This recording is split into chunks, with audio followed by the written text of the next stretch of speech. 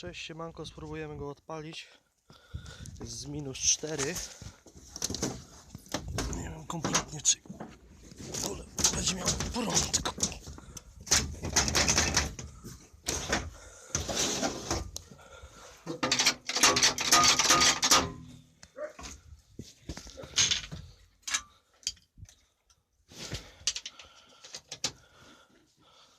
A prądu ma 12,5. Próbujemy.